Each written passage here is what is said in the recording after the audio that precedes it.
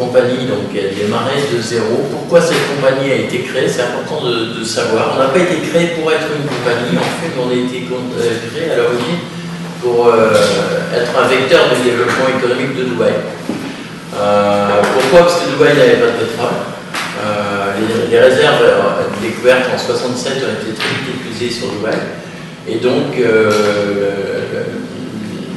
chèque de Dubaï, chèque Rachid, et après dans la suite, chèque Maktoum et chèque Mohamed actuellement, pour assurer la pérennité du développement qu'avait connu Dubaï au moment de l'ère pétrolière, alors que le pétrole se faisait très rare, a décidé de changer complètement l'orientation de la ville. La première qui leur est sautée aux yeux, c'est le commerce, parce que Dubaï avait la particularité par rapport au reste du Golfe Persique, qui avait couvert du pétrole, où c'était une majorité, on va dire, de gens, des Bédouins. Sur Dubaï, ce n'était pas des Bédouins, c'était des commerçants. Dubaï est né il y a 2000 ans du commerce de la perle, il y avait des perles, des huîtres perlières dans la région, et ils pêchaient la perle, et ils exportaient la perle principalement pour à destination de l'Inde, déjà à l'époque. Donc une activité portuaire déjà très importante. Et après, ils ont développé des activités de cabotage avec les dhows, surtout de la région alentour, que ce soit les pays du Golfe, que ce soit la Corne de l'Afrique, où ils descendaient pratiquement jusqu'à Madagascar et en Tanzanie. Ils suivaient en cela un petit peu le modèle qu'avaient développé les Omani aussi, qui étaient des grands maïkoutes. Donc, ce qu'on a commencé à créer la compagnie donc en 85, 4 personnes. Je pense, pour moi, si vous me demandez quel est le grand succès d'Emirates, pourquoi c'est un tel succès, c'est que ces 4 personnes qui ont fondé la compagnie sont toutes les 4 encore dans l'entreprise actuelle. On a le même management depuis 27 ans. Pas un changement, pas rien qui a tourné. Cheikh Ahmed, chairman, est vraiment un fantastique chairman. Derrière, vous avez Maurice Flanagan, qui était vraiment un des fondateurs de l'aviation civile sur le Golfe Persique, et qui ici avait créé les infrastructures aéroportuaires bien avant la compagnie aérienne, puisqu'il est arrivé à Dubaï, Maurice Flanagan, en 1964, imaginez un peu.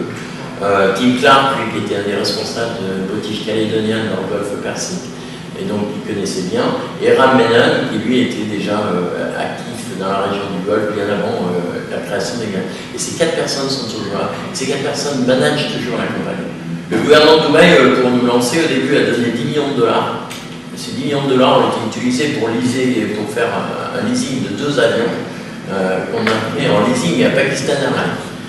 C'est comme ça qu'on a démarré nos activités.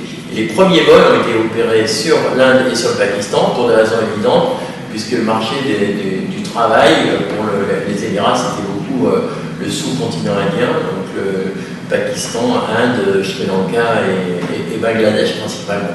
Donc les premiers vols ont été là, et puis après, naturellement, pour le commerce, il y a Hong Kong qui a été ouvert, et qui dit aussi la grande logique un petit peu de Dubaï, c'était de dire si on ouvre à l'est, on ouvre à l'ouest. Donc quand on a ouvert Hong Kong, au même moment on a ouvert Londres. Pour ce qui est de l'Afrique, la première destination ouverte, ça a été le Caire, qui a été ouverte en 1986, c'est-à-dire la 2e année de la compagnie. Depuis toujours, on a suivi la même ligne. La même ligne, c'était très simple, offrir sur toutes les lignes qu'on ouvre le meilleur service possible, au meilleur prix possible pour le passager. Donc avoir un bon rapport qualité-prix et jamais mettre en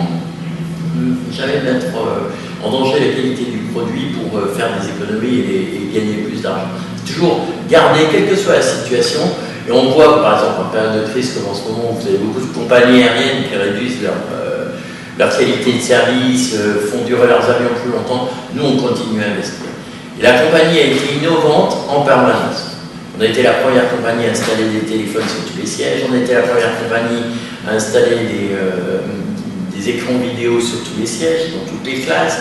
On a été la première compagnie à installer en première des mini-suites, on a été la première compagnie à installer des douches sur les A380.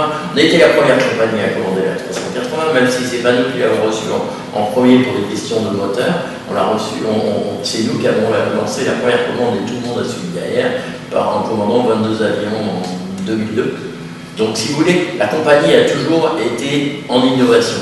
L'âge moyen de notre flotte, là aussi, pour garder la qualité du produit pour innover, il faut que vous ayez un produit qui vous permette d'innover, donc il faut que vous renouveliez régulièrement votre flotte.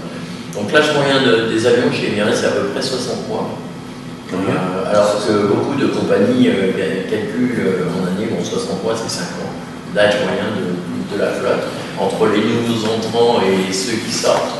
Ce qui veut dire que grosso modo, on amortit nos avions sur 11 ans et qu'on les sort de la flotte dès qu'ils sont amortis.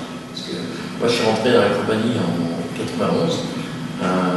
On avait 10 avions, on était 1200 personnes et on a connu une croissance et on est passé au-delà. Moi, je suis rentré, j'étais le premier employé d'Emirates en France, puis après, je suis venu travailler à Dubaï, le développement de l'empoche, tout ça. Mais on a eu une croissance très très régulière en permanence. Pour vous donner un ordre de grandeur, en 2012, on a reçu 33 nouveaux avions. 33 nouveaux avions, uniquement des Boeing 777 et des A380. Ça fait la taille, ce qu'on a reçu l'année dernière, c'est la taille d'une grosse compagnie long courrier, on va dire. 33 appareils long courrier que l'on a reçu, c'est à peu près ça. On a connu une croissance on n'a pas encore les résultats sur l'année fiscale, parce que notre année fiscale est du 1er avril au 31 mars, mais au global, sur l'année 2012, on a connu une croissance de l'ordre de 20%. 20%, ça veut dire que tous les 4 ans, vous doublez. C'est ce que ça veut dire, une croissance de 20%.